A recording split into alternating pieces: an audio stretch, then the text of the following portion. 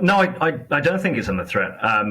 Channel 4, obviously, numerous stations available to viewers here in the UK. I think the ownership structure of Channel 4 is pretty outdated. Obviously, it was created in the 1980s, as you were saying earlier, with a very specific remit in mind. The public service obligations which they have to fulfil are pretty vast. I think a submission that Channel 4 did to a Lords committee about 5 years ago showed they had to do over 200 hours of news output and sort of separate current affairs as well.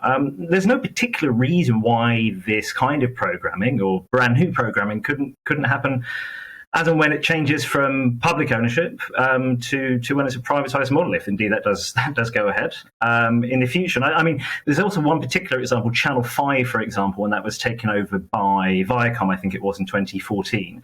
Now, when it went through the process and sort of a new buyer was found, obviously there were very large concerns that if this is being bought out by a big American company, then a lot of the good quality programming will be dumbed down, and some of the points which have just been made by the previous guest, that kind of quality of programming would change. What actually happened is that Channel 5 actually exceeded what was the previous public service broadcasting requirement. So I think that's sort of one concern that could be allayed. But I think ultimately it's a really peculiar system. You have this in the BBC, for example, every sort of 10 years it is with the charter renewal, whereby ministers and senior BBC executives have to negotiate what kind of programming, not hour by hour what the BBC has to be producing, but in sort of broad strategic terms what they had to be making. I think that's a really odd system that in 2022 in the UK, that politicians aren't directly determining what the BBC is producing, but they do nevertheless have quite a big say as to what's being done. So I think basically this should be left to TV producers and presenters, and the idea of this basically heavy